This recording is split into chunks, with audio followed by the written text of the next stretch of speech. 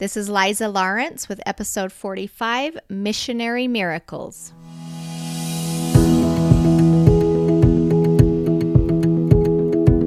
Welcome to Wonders and Miracles podcast, where we celebrate miraculous moments in everyday lives. I'm your host, Liza Lawrence, a wife, mother, teacher, and miracle lover. If you're new to this podcast, this is what we do here. Each week on Miracle Monday, we celebrate awe-inspiring true stories from regular people like you and me. People who have experienced something surprising and wonderful that could be considered the work of a divine source. My desire is to help us recognize God's hand and His love in our lives, because the more miracles we notice, the more miracles happen. Thanks for listening to the show. Now let's celebrate wonders and miracles together. Ephesians chapter 3, verses 14 through 19. For this cause I bow my knees unto the Father of our Lord Jesus Christ, of whom the whole family in heaven and earth is named, that He would grant you, according to the riches of His glory, to be strengthened with might by His Spirit in the inner man, that Christ may dwell in your hearts by faith, that ye, being rooted and grounded in love, may be able to comprehend with all saints what is the breadth and length and depth and height, and to know the love of Christ, which passeth knowledge, that ye might be filled with all the fullness of God.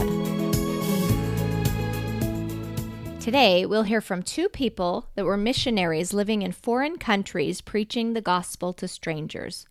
While both felt lonely at times, being so far away from home, they had experiences that showed them that they were not alone and that God knew them, supported them, and loved them individually.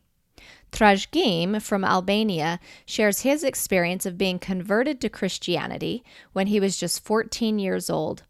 While on a mission, he miraculously sees his own baptism picture hanging on the wall of a 70-year-old woman in Wales.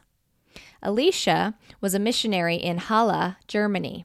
She calls the city of angels because she could feel the presence of her great-grandmother supporting her. If any of you have been on a mission trip, you might relate to these stories. They're both beautiful examples of God's awareness of all of His children. Before we get started with those stories, I'd like to give a shout out to the review of the week. This is from my Facebook page, Wonders and Miracles Podcast, from Michael Reynolds.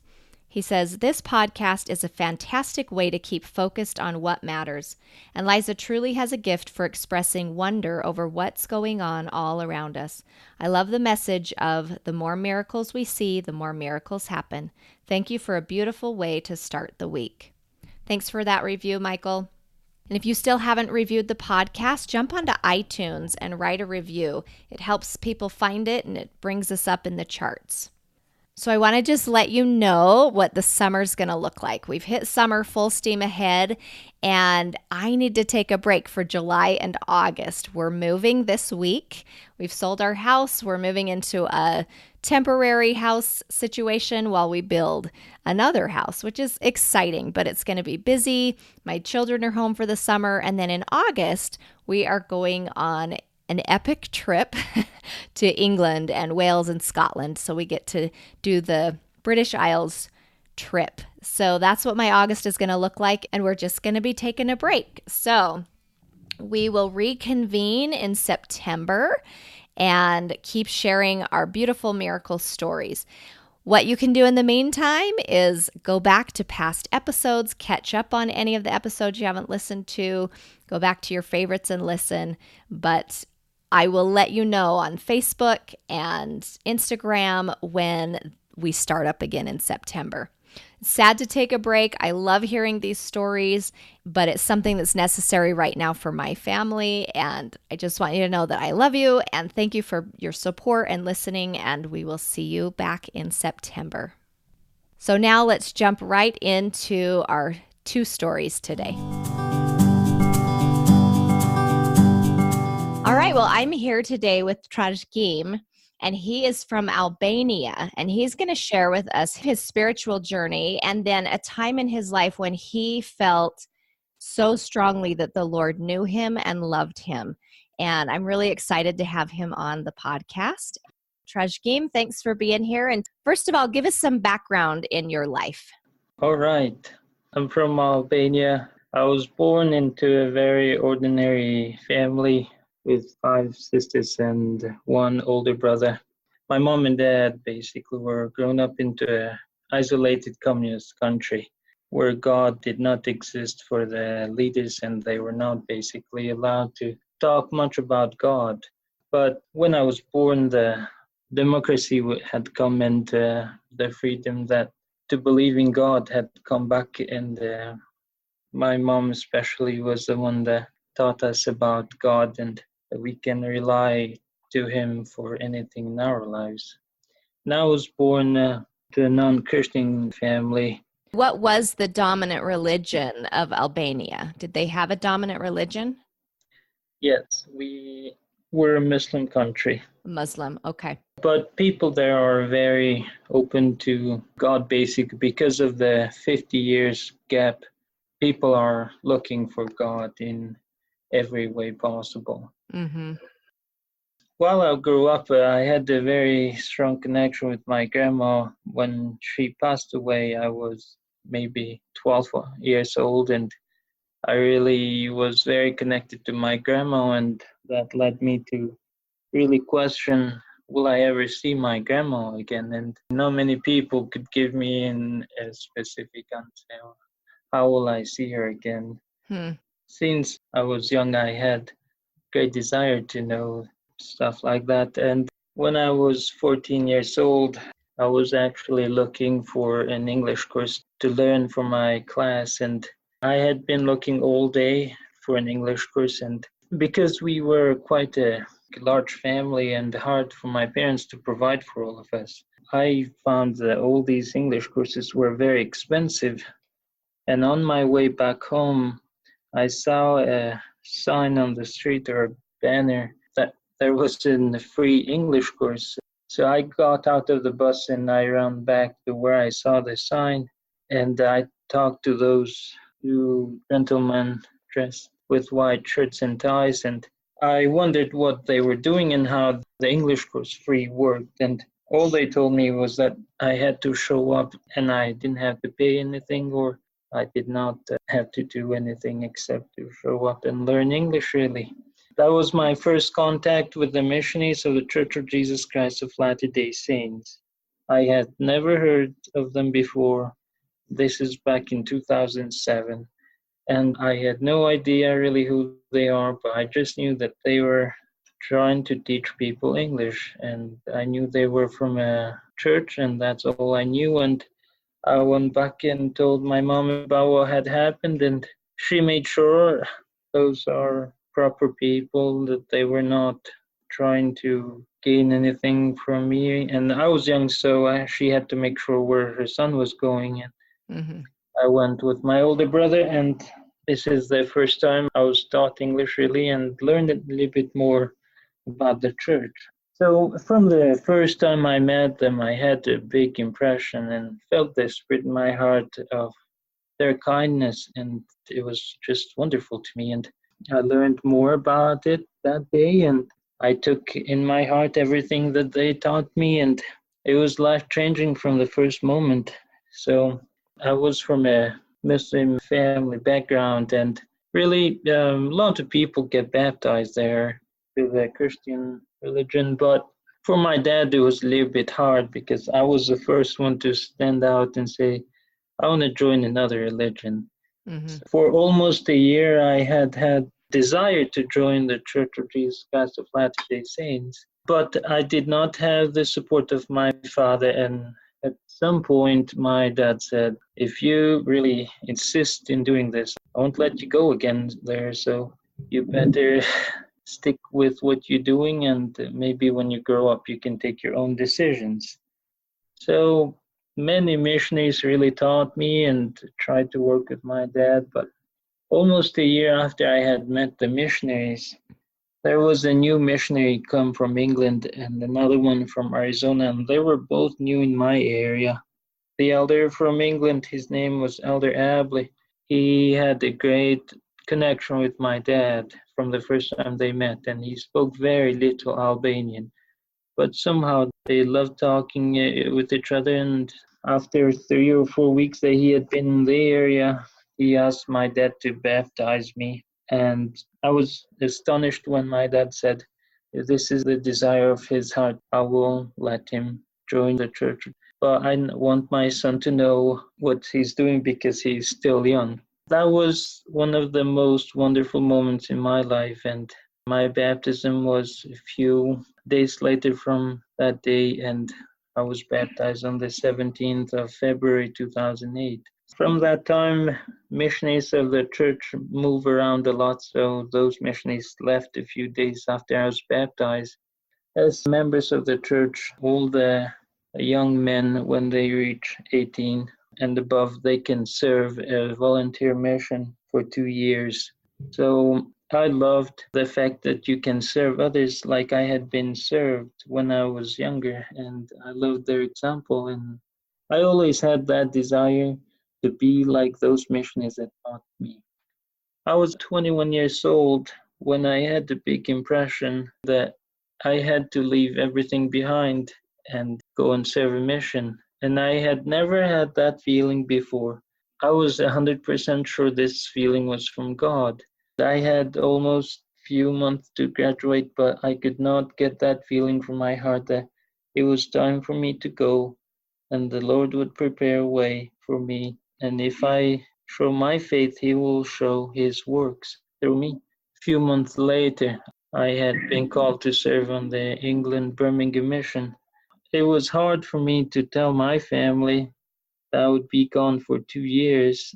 And when I told my family, they were surprised, but I had their support. So I left on my mission on February 2015. So almost 8 years later, I had been baptized. I was sent to Central England. I had been in my first area for almost 5 weeks. I had a call from my mission president. So he's the one that decides where we will serve.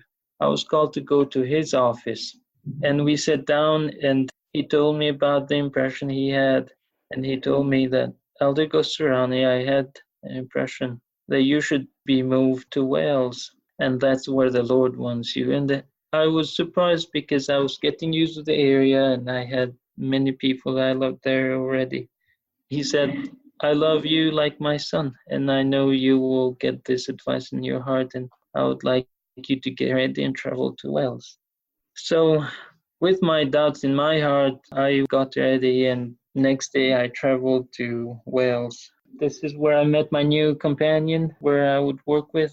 We would, as the missionaries, go around and teach people about God and see how we can help in any manner, really. And so on my second week, we had a member that she had been going through a lot of difficulties in her life, and she had lost her husband. She was on her mid 70s, and she was struggling, and we were told she needed some spiritual support.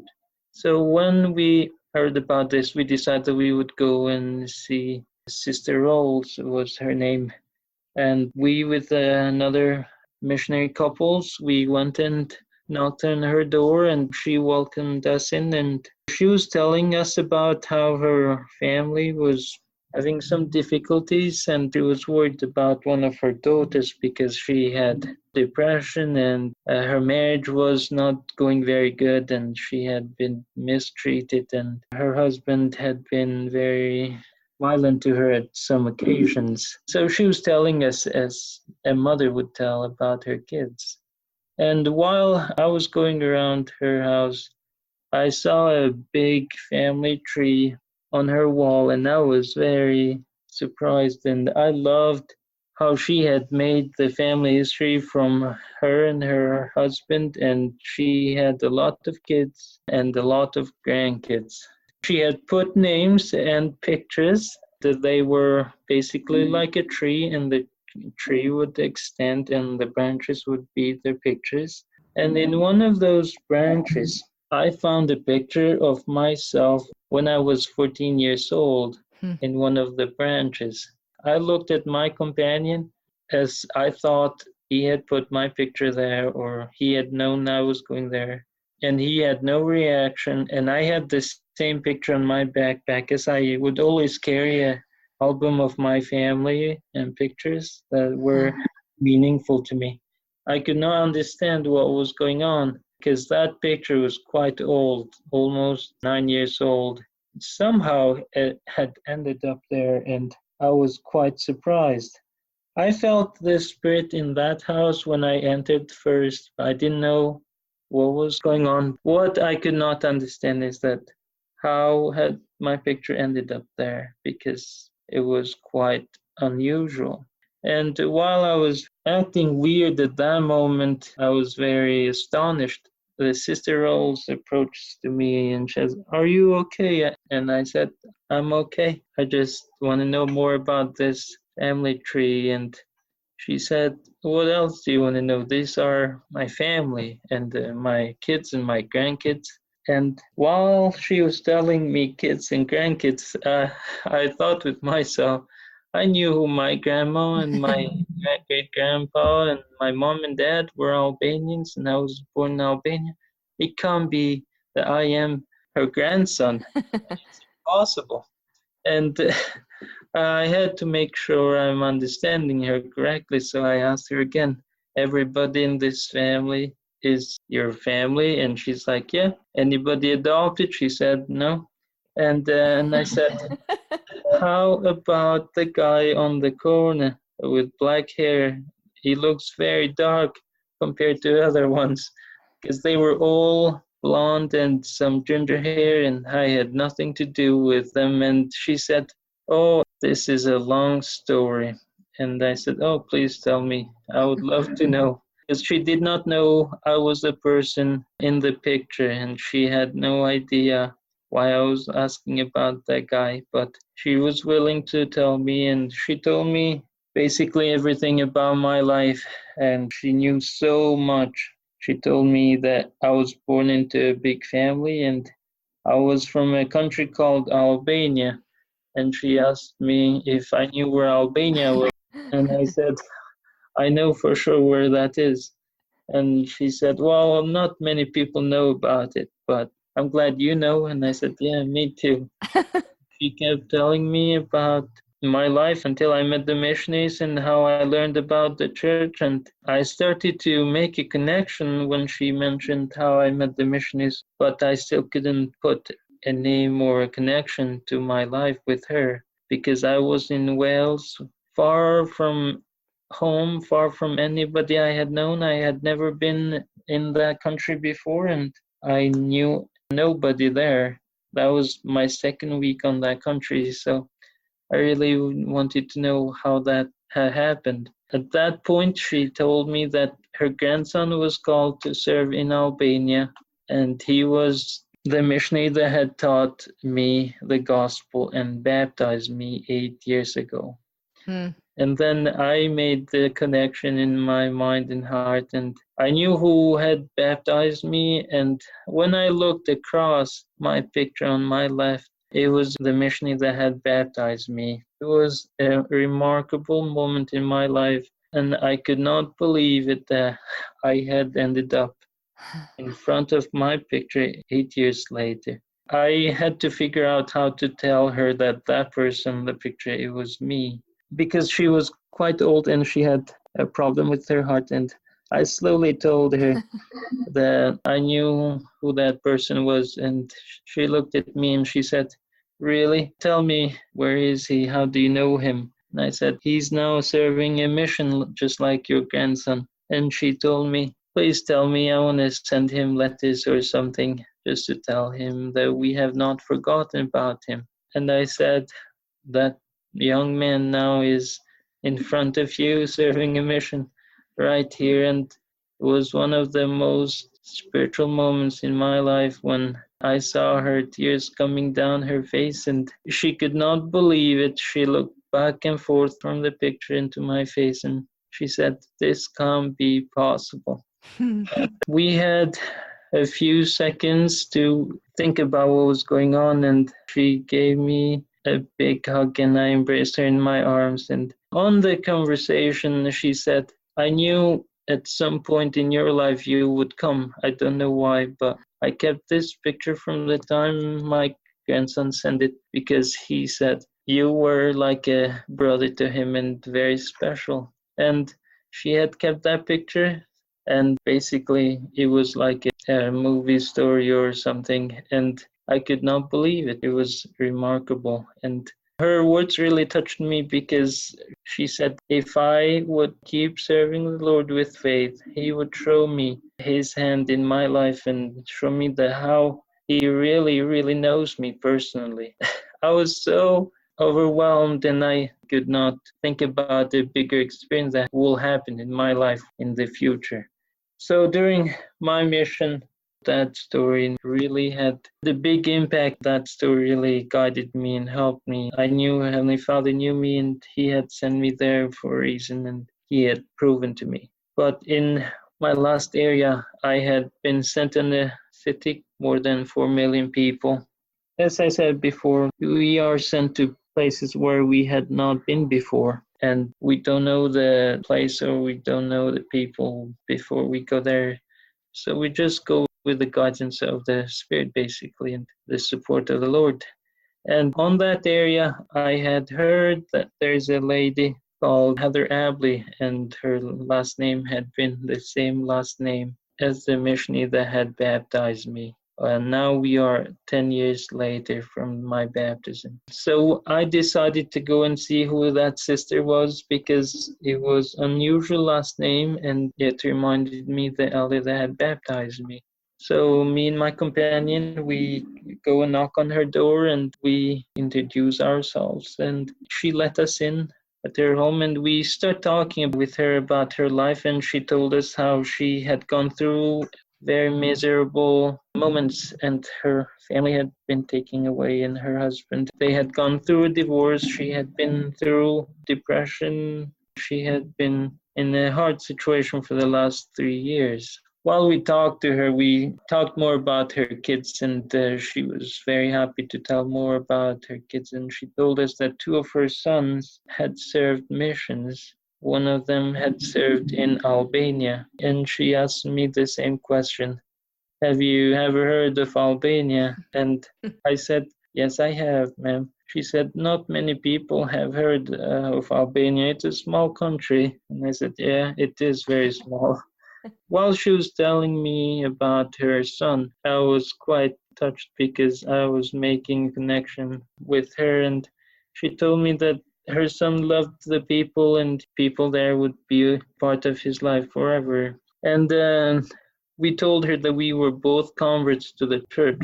She did not know where I was from, and she was asking me and my companion what our story was, and I knew she would be shocked if I told her straight away where I was from, so I slowly told her that I had been taught from the missionaries when I was 14, and the missionary that taught and baptized me had made the biggest impact in my life so far, and my life had changed for good, and that I had been blessed beyond measure because of his service. And his mom and dad should be very proud, and his family, about their son. Because she had gone through a lot in her life, she had lost the faith and she had no hope that God was there for her. She had gone through very hard things. And she told me that she was hopeless and God did not exist for her anymore. And while I heard those words, I told her that I had a picture to show her, and I had a picture of my baptism, and I wanted to show her because that was a big moment for my life. That picture was the missionary that baptized me. She looked at the picture and she said, "This is my son." And she looked at me and I said, "This is my baptism, and if this is your son baptized me 10 years ago." Wow. Well, I had experienced a lot of things in my life. I could not remember another time that I had felt this spirit so strong in my heart to confirm me that I had been there because Heavenly Father cared about His children. She looked at me and she said, "This is you, and this is my son. You're from Albania. My son baptized you." And I said, "Yeah." And she was in tears and she could not believe it. I was just comforting her and saying that Heavenly Father really knows you. He really lives and He's aware of you. And her hope really was back into her heart. Somehow Heavenly Father had planned everything for her and for me long time ago. And she said, "How did you find me? I have not been here for less than a month and you found me. How did you do that?" I told her that I never heard of her until I had moved to that city, but the Lord knew her from the beginning. The Lord had guided His servants to her, and furthermore, in our conversation, I told her that I had more news for her, and I showed her another picture of me when I was serving in Wales, and I had the picture with her mom, and showed the picture of her mom with me, and she could not believe it.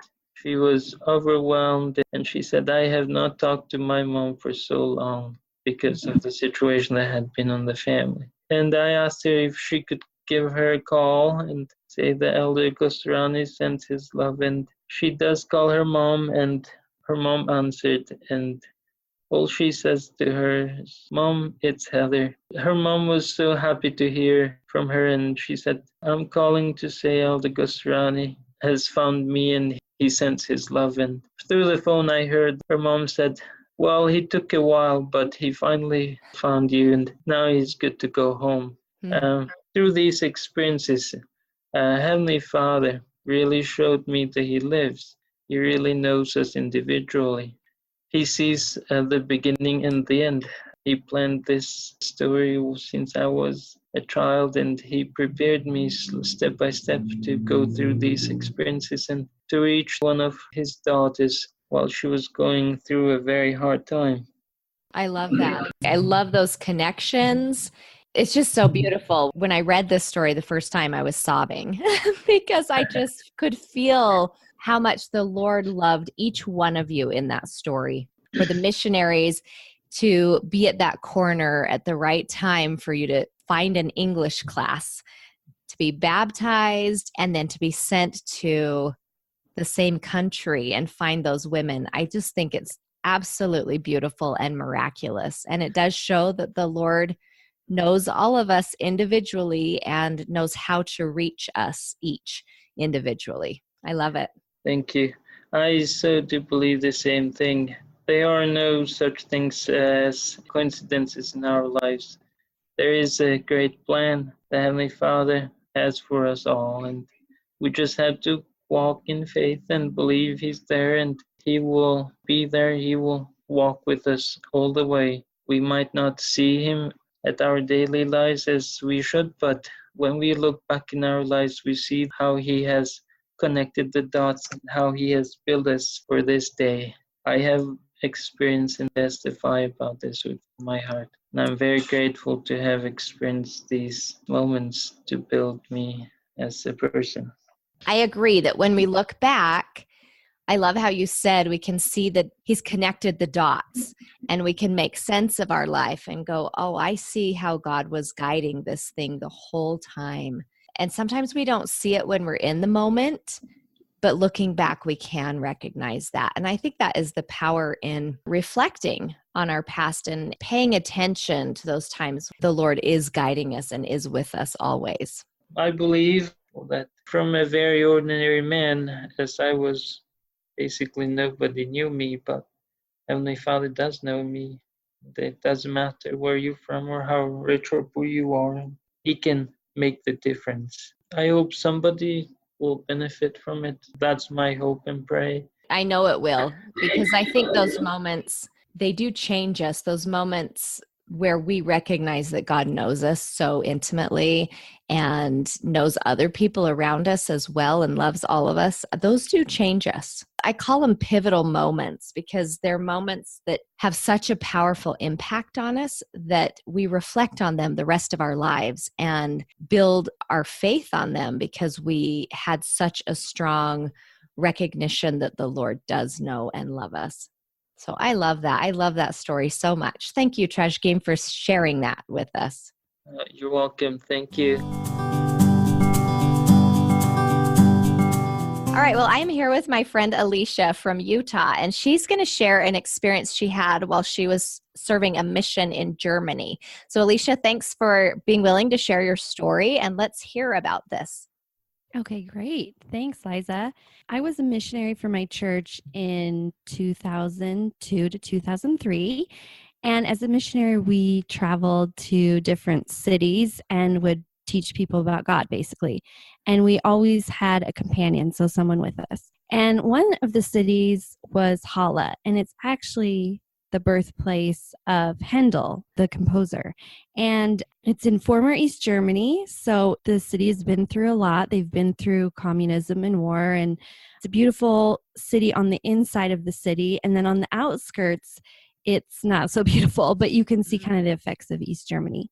But it was a really special place to me because I really felt like angels were helping me. It was really interesting. I have never had anything kind of before or since that, but whenever I think of that city, I think, oh, that was kind of the city of angels. And we came to the city, two of us, and we didn't know anyone. Our apartment was a mess. We had to duct tape everything together, and it was pretty much just starting from scratch. We felt pretty alone. We felt pretty homesick, but I think we just had to like band together to be good missionaries.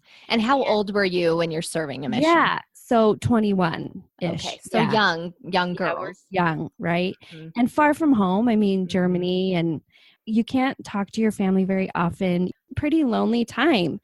But I really felt, like I said, the presence of angels. Like there was this street we would walk up and down in the middle of town. And it was this gorgeous street with all these shops and cobblestone streets. And it was my favorite street because we'd walk up and down and talk to people about God if they would listen. And it was a tough street because there was a lot of rejection. You know, people didn't want to talk to us. But then sometimes someone would pause and chat. And I remember there was this little angel up on top of a building. It was kind of like one of those weather vanes, you know, but it was an angel with a trumpet. And so I would look at that a lot and just be like, okay, let's just keep going, even though it's hard. I feel like we're being helped, you know. And I actually felt like my grandma was really close. My great-great-grandma, I'd never met her. Her name was Rose. All I knew about her was kind of stuff I'd read. And it was, she had died in her 40s, fairly young. She was a mom and loved to read. And I remember I connected with that because I'm a reader and I've always been a reader. And she died kind of suddenly. She was the leader of the kids group in her church. And I was studying education. So I kind of connected with her, even though I'd never met her. But I felt her there with me. You know, there would be a few times when I'd be waiting for a train or a bus and her name would pop in my mind and I would just kind of feel she was there kind of watching over me. And I haven't felt that, like I said before or since. It was kind of a really unique situation and city. I was there for about 7 months and the first half was really fun. It was hard, but my companion and I really made the most out of it. And we made friends, we made connections, we worked really hard. And we met this awesome family. The husband and wife's name was Torsten and Katja. They would invite us for dinner, and Katja was actually an artist, and she gave us little angel trinkets. So there was that kind of angel theme going on. And it was kind of, I felt like it was God's way of being like, Eleisha, like I've got your back. You know, I haven't forgotten you in the middle of this little East German city in the middle of nowhere. But she gave us these little angel clay trinkets she'd made, and I still have mine. And I have just such good memories of hearing Torsten pray for the first time. We taught him how to pray. He'd never prayed. And hearing him pray for his family was like amazing. So I just had some really great experiences there. But then things kind of took a turn for the worse. And I got a new companion, and I was supposed to train her. And we just did not get along. She was just really, really hard to work with. And you're supposed to kind of stay together. You get on the train together, the bus together, you stay together. And she did not want to stay with me. She would try to lose me all the time. And it was really frightening. It was a really scary time. And I remember feeling like the city kind of felt different to me. It had been a beautiful city to me, and it suddenly took on this dark feel to it.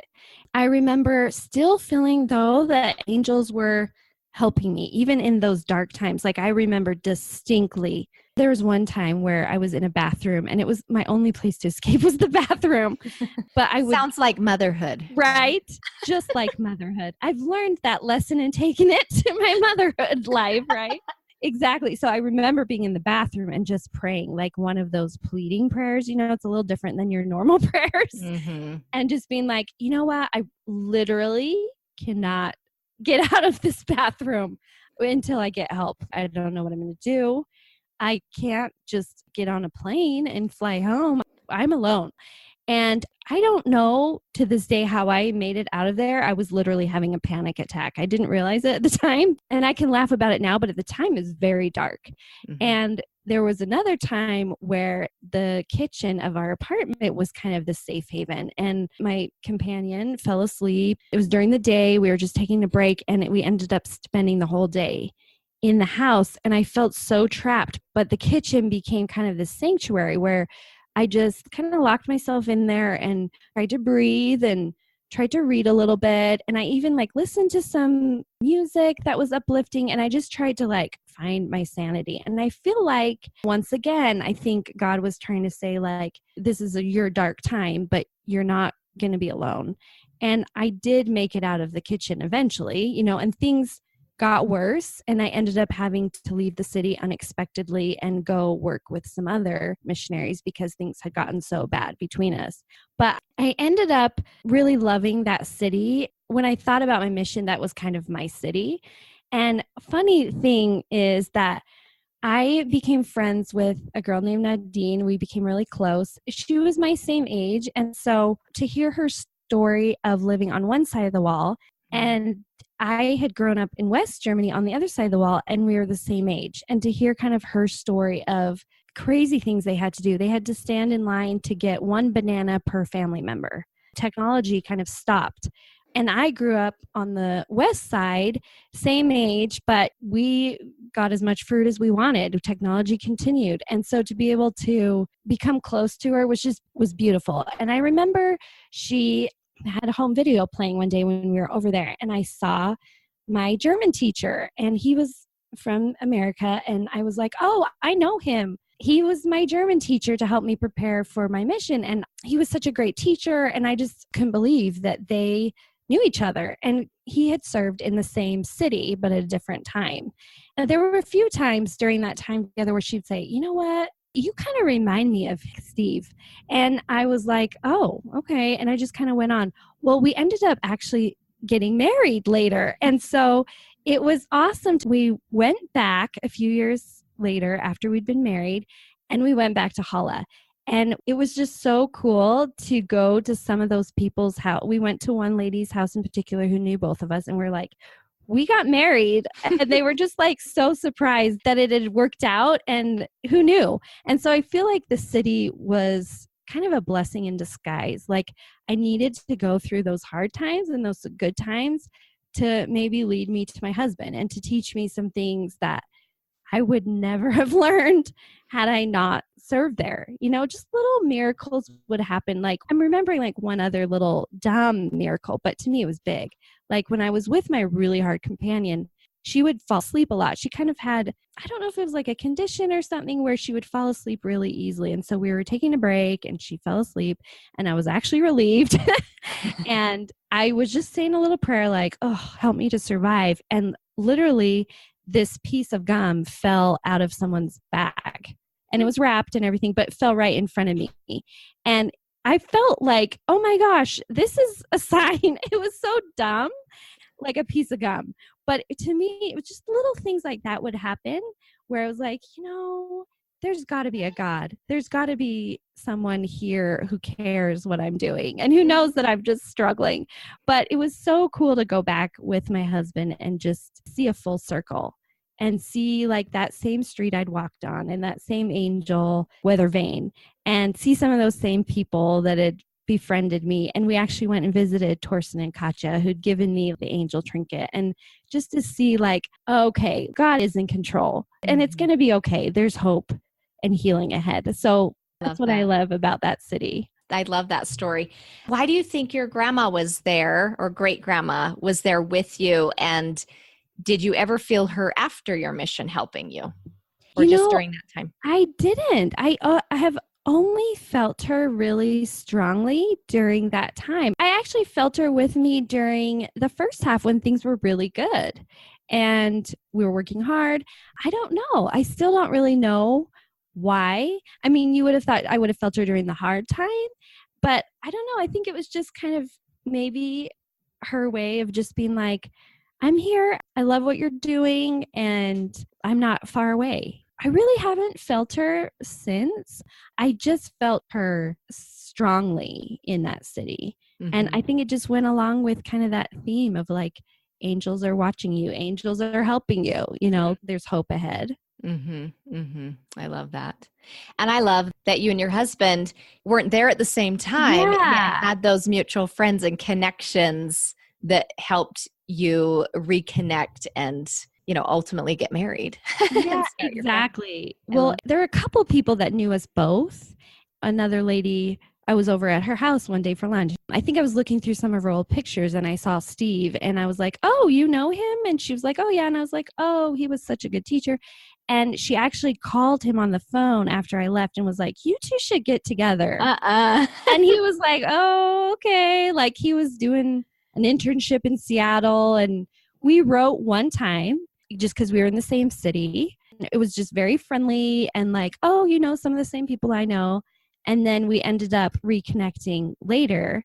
But it's just those little moments where it was like, you remind me of him, or I'll call him, or just little things where it was like, I think there was a higher plan. And I was just grateful to look back later and be like, because I think sometimes when we're in the throes of life and something really, really hard, that was probably one of my hardest experiences to date, just because I felt so dark. But to be able to think like God knew and he wasn't abandoning me, even though I felt so alone, there were little things that were preparing me for the future and then it was going to be okay. Yeah, I love that. And powerful lessons to learn, which sometimes we have to learn those in those dark times. But, right? Darn it. I know. And it does prepare us for something later on. Right. Yeah. Right. Well, and I think when I can, you know, I've taught some of the youth in my neighborhood in church, and I've been able to tell them stories from that city, Halle, and I've been able to tell them, like, I have gone through hard things, or I have done the pleading prayer. And so when you go through those things, because inevitably you all will, just know if I could make it through with God's help, like you'll make it through. Yeah. You know? So yeah, I think that's what these stories are meant to do. If one person can do this, and if God reaches out to this one person, maybe he will for me as well. And I think that uplifts each other and encourages each other to keep hanging on. You might feel alone, but you're really not, you know? Yeah, right. Totally. Yeah. Well, fun. Anything else you wanted to share that you learned? I just think sometimes you have to go through the really dark, hard times where you feel completely alone and empty to really appreciate sometimes the good. You know, I probably wouldn't appreciate going back to the city with my husband if I hadn't gone through that dark time in the kitchen and just kind of the contrast. Yes. I love that too. And I see that value in that opposition to make us grateful. Yeah. Yeah, exactly. Nice. Well, thank you so much. Yes, thank you.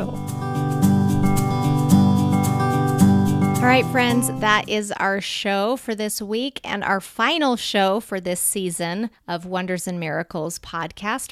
We're going to take a break for July and August and then start back up for some beautiful miracle stories. So in the meantime, if you have any miracle stories that you'd like to share, please submit them still to my website at wondersandmiracles.com, and I'll contact you sometime at the end of August, 1st of September. Hope you enjoy your summer vacation and time with your family and friends. Be safe this summer.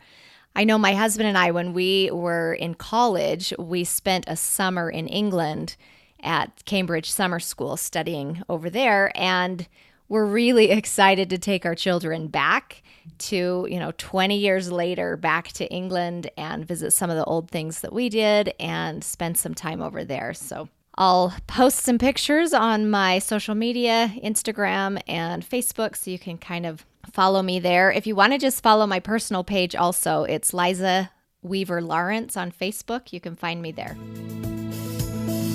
Ephesians chapter 3, verses 14 through 19. For this cause I bow my knees unto the Father of our Lord Jesus Christ, of whom the whole family in heaven and earth is named, that he would grant you, according to the riches of his glory, to be strengthened with might by his Spirit in the inner man, that Christ may dwell in your hearts by faith, that ye, being rooted and grounded in love, and to know the love of Christ, which passeth knowledge, that ye might be filled with all the fullness of God. Love you all. I hope that you continue to notice and celebrate the miracles around you, because the more miracles you notice, the more miracles happen.